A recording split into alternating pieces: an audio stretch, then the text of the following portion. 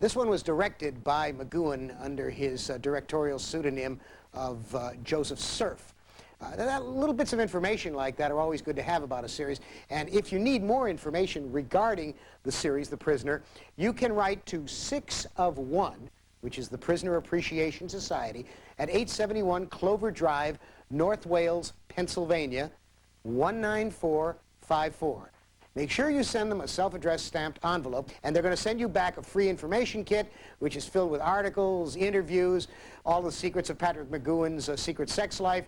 They'll also answer, or try to answer for you, any questions you might have about the series, no matter how arcane, no matter what bit of minutiae you need to know. On the other hand, you could try and get a life or get an honest job. We're coming up on the next episode, which is number 12, Hammer into Anvil. We'll be back. You be back. Welcome to the Sci-Fi Channel.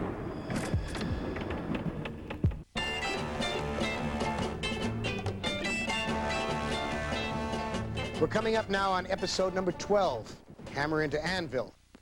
Part of a quotation from Goethe, who said, "In life you are either the hammer or the anvil." This is an extremely atypical segment, this one coming up.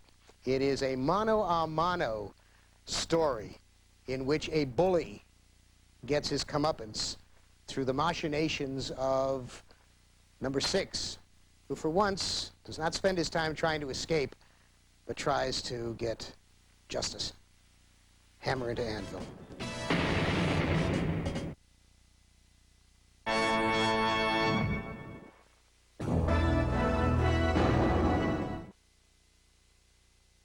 Now, if you look closely in this last episode, Hammer into Anvil, you saw Humphrey Bogart doing one of his rare cameo appearances. It's very, very fleeting and very, very quick, but I think if you look back on it, you'll like it a lot. Now, we want you to pay close attention to number 2 in this one that just went by, which of course has gone by, so you can't pay attention to it. But the guy who played number 2 was an actor named Patrick Cargill, whom you saw earlier in the episode called Many Happy Returns.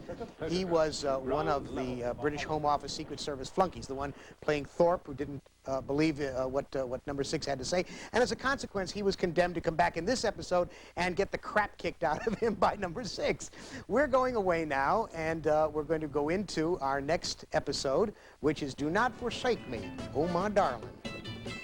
Join us now at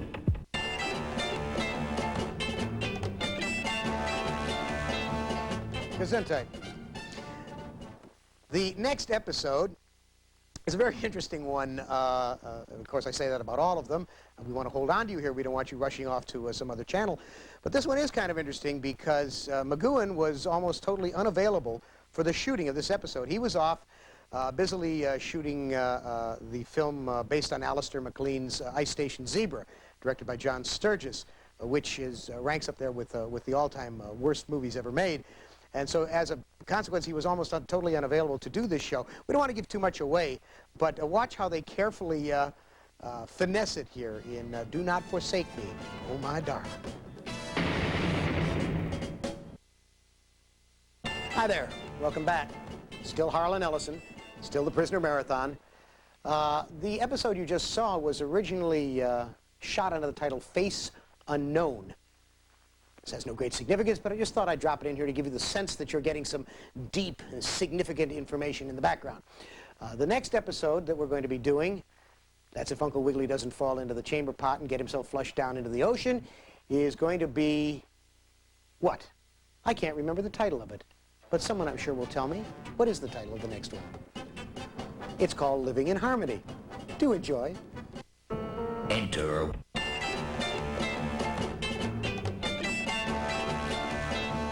Come now to episode 14, Living in Harmony. This one was not only produced by David Tomlin, because he was the producer, it was also written and directed by David Tomlin. This was his baby. And this one is a corker. You're going to like this one a lot. Does anyone use the phrase corker anymore? Well, perhaps I'm too old. It's a killer. It was cool. You'll love it. This one was so controversial that they could not air it in America in 1968. They showed it in England in 67, but in 1968, a television show in which someone would not wear a gun during the time of Vietnam was considered no-no.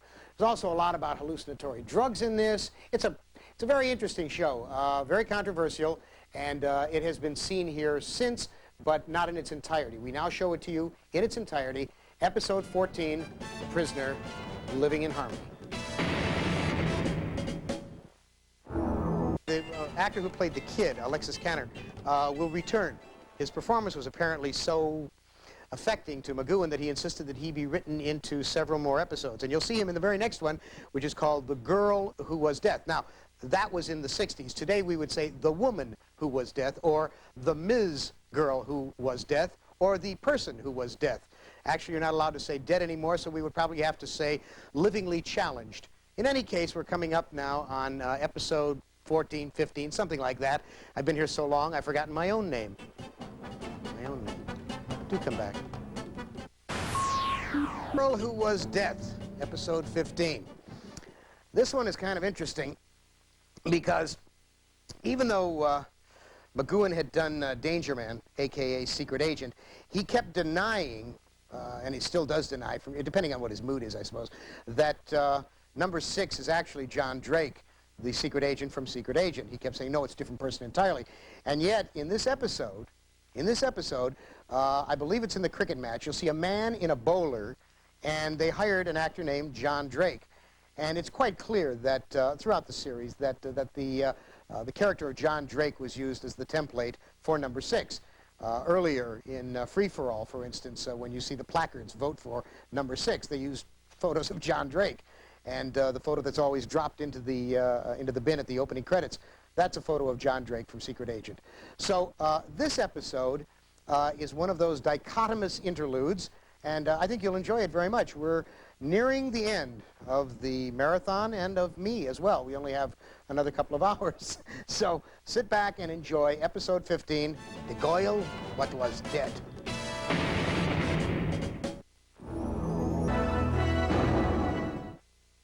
The Girl Who Was Death. Life in the village.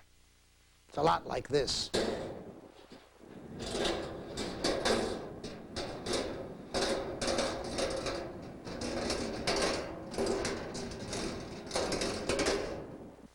It's like a maze, but there may not be a way out. We're coming now to the last 2 episodes. These 2 were intended as the culmination of the plot. You will learn everything you wish to know. In fact, you'll learn more than you wish to know. Please come back. What you've been waiting for is about to happen. The solution to the puzzle of the village. The last 2 episodes of The Prisoner. We're rounding the last turn. We're heading into the straightaway, going down to the finish line. These are the last 2 episodes. Now, you may think that these 2 were shot back to back. They were not. There was 6 months in between. The first one is called Once Upon a Time, which is a great dopey title. The original title of this was Degree Absolute, and it is a perfect title for it. I want you to forget the title Once Upon a Time. Remember Degree Absolute. Leo McKern returns as number 2 in this, and it is a bravura performance. This is one of the nicest sustained bits of acting between McGowan and one of his compatriots, as you will see in the entire series. Take a look at these episodes. Look at the way they're shot. It took about 6 weeks to shoot one of these, which was a long time for television. Usually a television episode is shot in a week, 10 days max.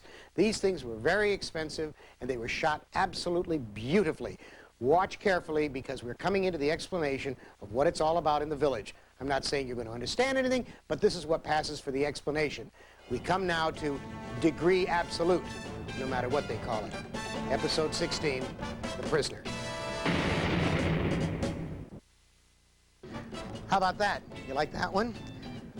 Number 2 is dead. Leo McKern is dead. Number 6 is about to meet number 1. Both of these episodes, both the one you just saw, Degree Absolute, and the one that's coming up, Fallout, which is the finale, were written and directed by McGowan. They are his answer to all of the questions of the allegories. Now, this is probably one of the reasons that Markstein left the series, because it gets more and more surreal as it goes along, more and more science fictional, which is why you're seeing it on this channel. It gets more and more weird, and this episode is so weird that if it were a person, it would probably be Timothy Leary. So we want you now to watch the final episode of The Prisoner, Fallout.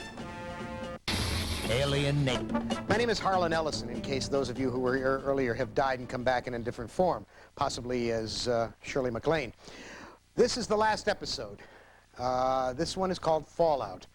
Now, in this one, you will probably be more confused than you were when you came into the show. It's supposed to be the solution. But in fact, McGowan never really wanted there to be an explanation. He wanted to be strange and open-ended. Leo McKern is dead, we think. He may not be dead. Number 6 may not be number 6.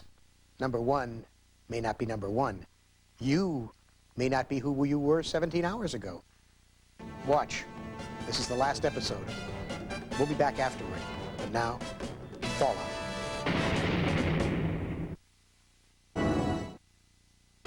And so, the saga of the prisoner comes to an end. Maybe. Maybe not. You'll notice the way the door to the apartment closed and opened. Just the way it did in the village. I don't think there's an ending here. I think it's an ongoing.